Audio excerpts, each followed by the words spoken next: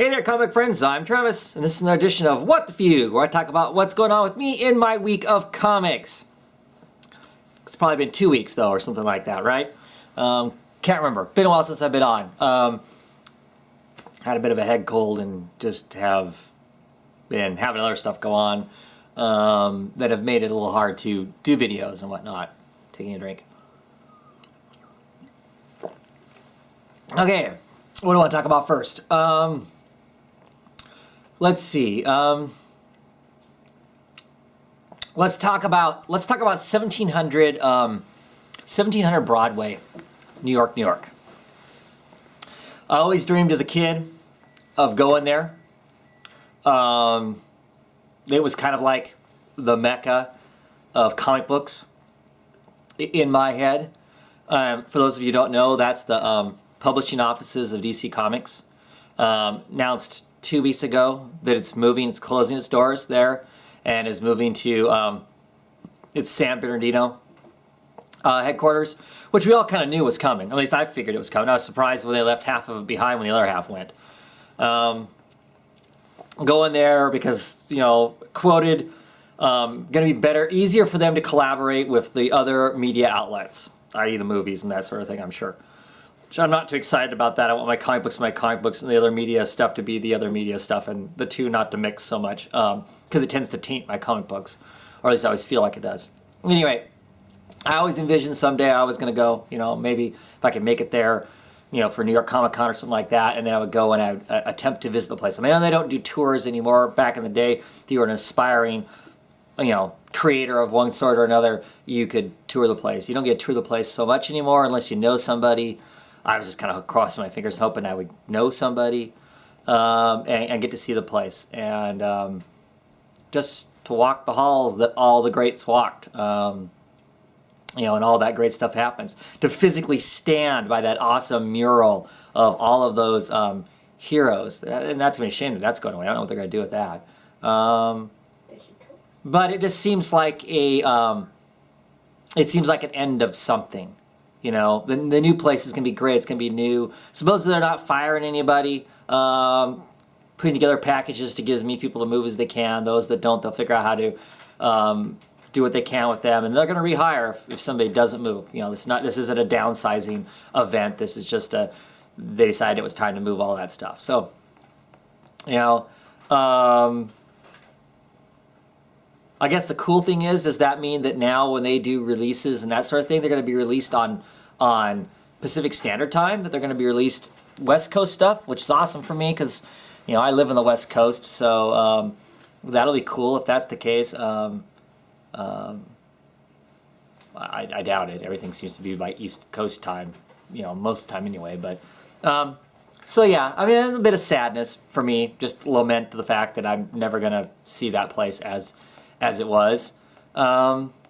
So might be more realistic chances of me visiting the offices in California than in New York, though, because I'm a lot closer there. But I don't know they have an interest now. There's just something about that. Curious to see how they move all that stuff. I'm assuming they have to have massive archives of stuff. I wonder what they'll find when they decide to move everything. You know, because there is always something stored away someplace that nobody ever looks at. And what kind of magical things will come up someplace, you know, that might show up because of the move. That could be cool. What else? Announced today, all kinds of superhero TV shows are being announced as being produced. Crazy. It's crazy. A couple days ago, they're releasing, you know, the CW is going to do an Hourman, DC Hourman TV show. You know, I say that to my family and half of them go, huh, who's that, you know? And I'm sure a lot of you guys are going, huh, who's that? Because he's not a character that's ever been introduced in the New 52, for instance. Be curious to see how they do that. I could see that easily being a show. Basically, Hourman is a character. He has a pill called a miracle pill that he has developed. He takes this pill and it gives him all heightened abilities for an hour. That's the whole catch of him being Hourman. You know, he's stronger, faster, you know, quicker, you know, all that kind of stuff for that hour that he's taken that pill. And throughout the years, they've told all kinds of interesting stories, being addicted, not addicted, all kinds of stuff. So that I mean, I can see them doing that kind of a story, even a modern version of it. It's not going to be like you're not going to get like comic book characters raving to it, I wouldn't think, because no one knows who that is. I know there's some of you guys know who that is, but I mean, the general populace doesn't have a clue who that is. So that's interesting. But today they announced I guess Disney Marvel as teaming up with Netflix, and they're going to do a bunch of shows. A Daredevil, a Power Man, one also. Trying to think of the others. There was like 3 I thought they know. I've heard Defenders. I don't know how accurate that is. Netflix has been turning out some pretty decent, TV shows, it seems like. So that could be really interesting. That could be a really cool outlet for us to watch some of their stuff. iZombie, I hear that for those of you who are familiar with the Vertigo title, it was out a few years ago. Chris Robertson and Mike Allred book called iZombie. I guess the creators of Veronica Mars from the CW are jumped on that. They're going to be doing that. That probably has pretty decent chances of being greenlit, all things considered. That could be cool. Just really wild, all these comic book TV show announcements. Just like this, boom all of a sudden. It's going to be exciting. I don't know how many of them are going to be very good. I personally don't like Marvel's Agents of S.H.I.E.L.D. I think it's really, really boring and unimaginative in the grand scheme of how much you could have in a Marvel universe. It's pretty dull. The second season of Arrow, I've actually really been enjoying that. I like it better than the first season. It's definitely moved more into the superhero thing. It has some of the superhero tropes, which you kind of laugh at, but they're also cool because they're the superhero tropes. It's obviously not 100% like the comic book, but close enough to make it entertaining and fun. So I've been enjoying that. So I'm curious to see what these all end up being like. I'll certainly try them all out. So that's all pretty cool. Let's see. Something else that's come up that's kind of bothered me, and maybe it should be its own subject, but I'm going to throw it in here because I feel like talking right now. It's come up. Another thing has come up where I found out some information potentially about a creator that makes a creator a creep, basically. And so I'm torn again with the whole. What of people's do I buy or not buy based on their own person? Their own person. If a creator is anti this or vocally that or pro this or pro that, how much of that do I affect? Do I have it affect my what I read? And who I give money to, because that's partially how I view it too. Don't get me wrong. Obviously, in the past, you guys have seen me on here. If you've watched this for any length of time, I kind of took a stand on the whole Orson Scott Card doing Superman, and the fact he's pretty vocally anti-gay, spends lots of his money and his time promoting pro-marriage and against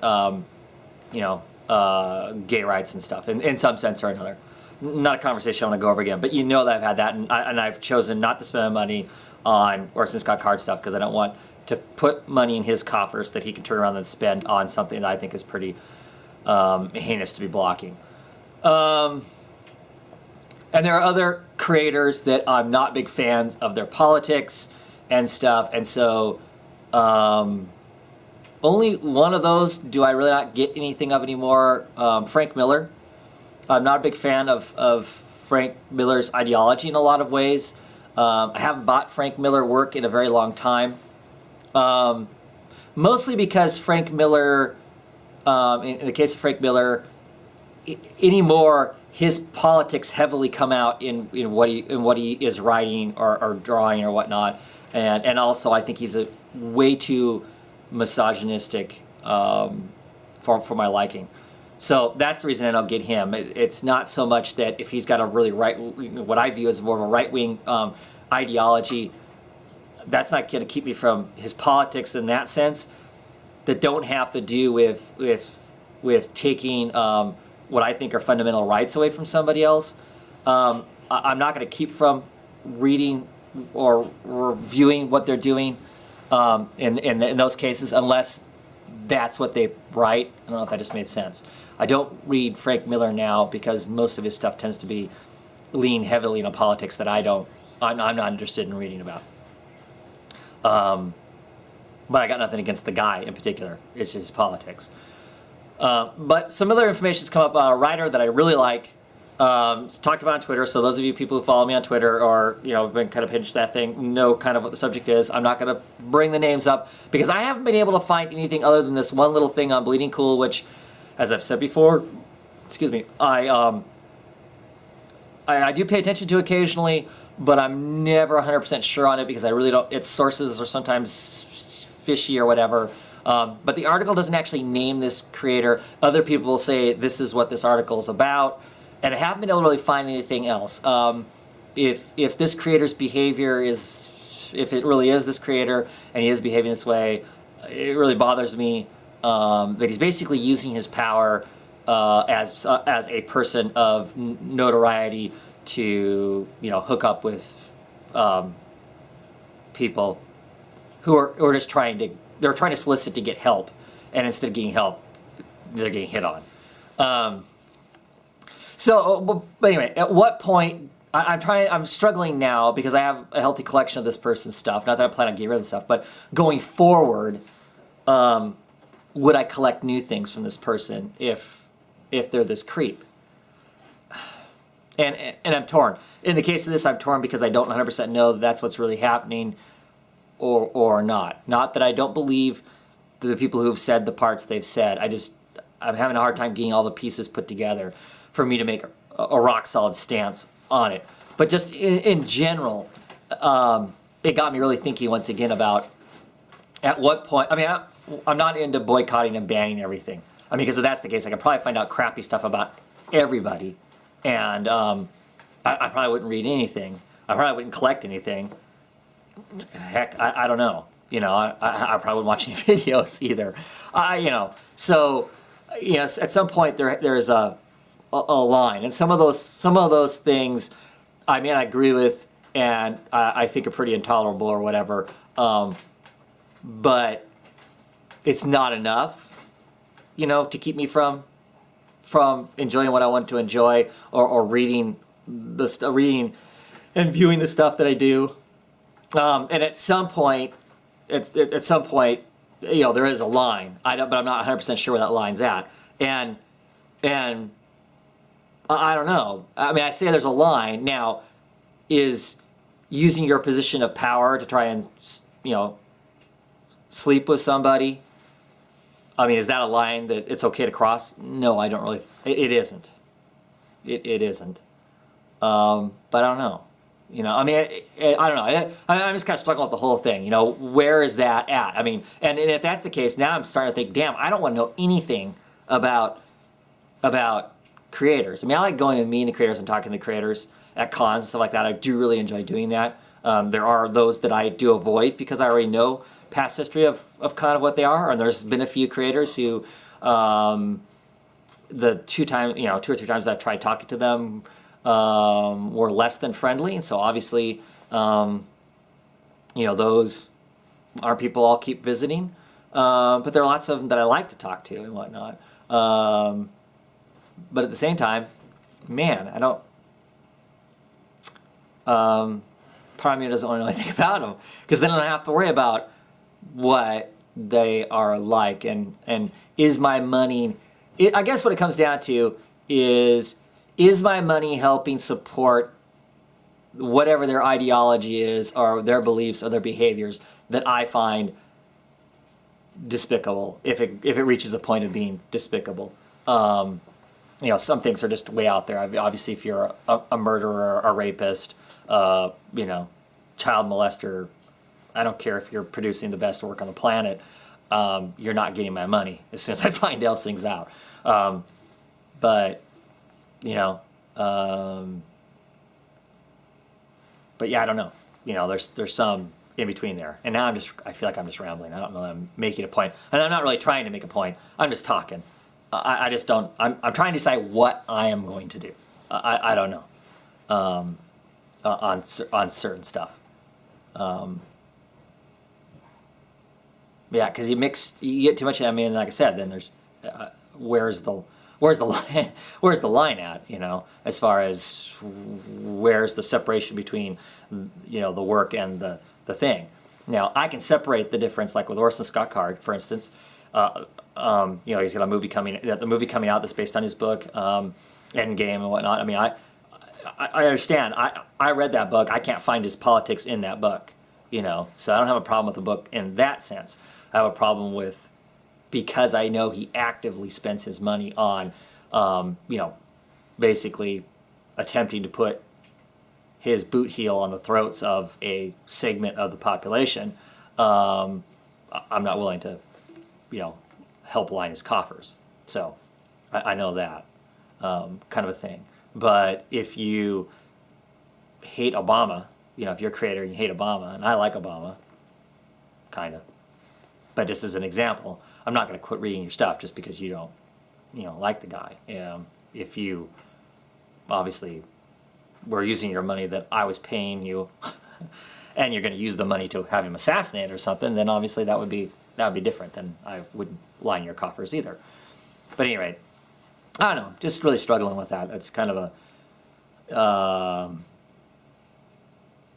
really thought about it last, you know, few weeks as to what that all means and what am I doing going forward. And knowing some of the stuff I know kind of taints the stuff you read. And I guess if it taints it, then I shouldn't be probably reading it. What else? Other crappy stuff. I don't know about you guys, but I've been having a hell of a time with YouTube and Google Plus and all that kind of stuff. For months and months now, I've been fighting this thing, where, of course, my YouTube channel is Oddfellow's Thoughts. My Google Plus, when I first made my Google Plus account, you had to have an actual name.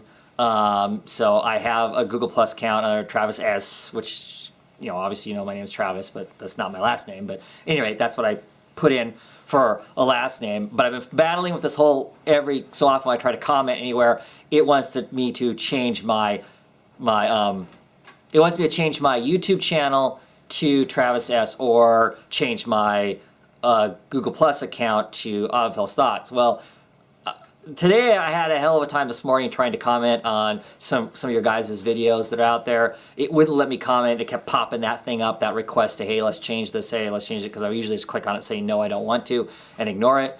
So I finally said, sure, yeah, go ahead, make a Oddfellow's Thoughts Google Plus, so you guys may see that pop up on your thing saying, hey, Oddfellow's Thoughts wants to be, you know, your friend or whatever.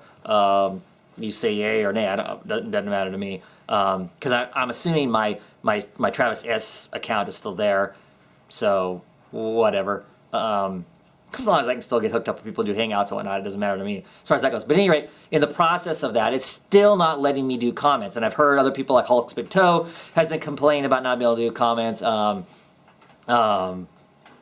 DaCosta, DC Comics, he's been complaining about not being able to leave comments and stuff like that also. I don't know, guys. I mean, if there's some magic trick around this, do one of you guys know what that is? What's keeping this? Because when I go to click on the, leave comment here, I go to click on the box, it's highlighted kind of in a yellow color, but it won't let me actually put anything in there. It's just kind of like a, the block is there, but I can't do anything with it. You guys have any fixes for that? Any understanding of what's going on there? I thought maybe finally breaking down and doing this Google Plus thing would take care of that. The last time I checked, I haven't done anything with it tonight, but this morning it wasn't letting me affect it and whatnot. So I don't know. It's really interesting. A few weeks ago when I was hanging out with Sleep Reader 666, we were talking about, as we were eating dinner, we were talking about the fact that, this thing's just going to go on forever and ever. I was saying that the only thing I can see breaking the actual, comic community down, and when I say community, I mean this loose knit of all of us talking about comics and recognizing there are other people out there talking about comics. What's going to break that is if something happens to YouTube, and I can see the whole thing just falling apart. Because YouTube seems to be the one video hosting place that used to be anyway, that we could all interact with each other.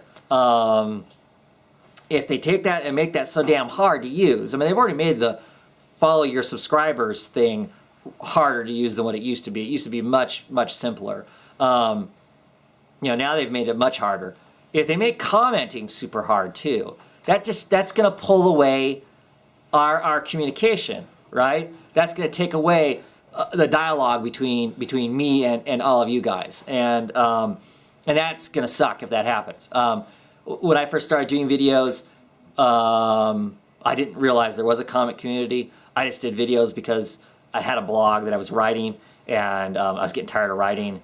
I'm more articulate speaking than writing because I'm a horrible speller. It takes too long to spell check and all that kind of good stuff. So this just seemed like a simpler process. And then almost immediately after I started the videos, then bang, I started realizing there's all these other people, and here we are now.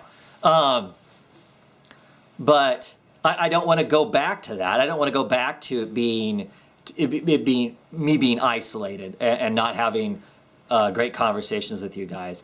And speaking of that, I'm trying really hard to comment back when you guys comment to me, because I really appreciate you guys commenting to me. And I don't want you to think because if I don't say something back to you that I don't appreciate those comments, because I really do. I mean, because that's why I'm here. That's why I'm doing the videos. I share my love of comics, and to have a conversation with you guys about comics. Because like I'm a lot of you guys. I can't go down, to the local whatever and have a conversation. I can't go to Starbucks and have a conversation about comic books with people. They just aren't around, or I'm not aware of them. So this is where I get to do that at. And I love comic books even more now because I get to share it with all of you guys, and you guys share with me, and we have a conversation around it. So I want that to keep happening. But man, this comment thing, if it becomes a real problem, it pushes us that much closer. And I worry about that sometimes. And I don't know what else is out there. I don't know what else is out there that would even be a possibility. And how would you get the entire 1,000 of us, basically, to shift to something else? I don't think that's going to happen. But I really hope that YouTube, Google, whatever, gets their crap together and makes it a little easier for us to actually be a community, have the conversations and whatnot. It feels like that's not the case. I know that they're a business and they want to monetize as much as they can. And so, maybe it has something to do with that. I don't know. But if anybody out there has any suggestions of how we make this whole thing a little smoother, awesome. Anyway, I've probably talked now for a half hour or more. So I probably should be done because no one's going to watch this far. More stuff though. I'm hoping to get some more videos out, get back on the saddle as far as, putting out more consistent, videos about what I've been reading, and I'm going to be more on the ball with doing contest videos, doing your guys' contest videos. And the reason I'm going to do that, I've been kind of not doing contest videos because I don't necessarily want to be involved with winning something from a contest or whatever, but it occurs to me that that's another way of me being part of the community and sharing with the community and supporting you guys is by doing these contests. So I'm really going to try harder to get on the ball and get those videos out and stuff. Other videos, I've been talking about it. I really need to get on the ball, and hopefully we'll do soon. A video on buying original comic book art. I've been saying I'm going to do that for months now and haven't. Maybe that's something I'll do this weekend. I got a long weekend, so 4-day weekend, so maybe I'll make something of that. Well, I've had some people ask me, hey, what's going on with Comic Book Roundtable? I don't know. I guess there wasn't one last week. I'm not sure if there'll be one this week. If there is no actual Comic Book Roundtable, I'll probably host a hangout of some sort on Friday, regardless. Just a yak comics, and whoever I can get to jump on, we'll get to jump on. But I would assume there's going to be a comic book roundtable. Comic book parfait, another show I do. I had a couple people asking about that. I need to get on the back on with that. Like I said, just personal stuff's has been busy and haven't been feeling great and that sort of stuff. So I'll get back on that. That takes a little bit of organization beyond just picking a day. So I'll get on top of that and get back to doing that because I really enjoyed that, having those conversations. So get on that too. And I think that is it.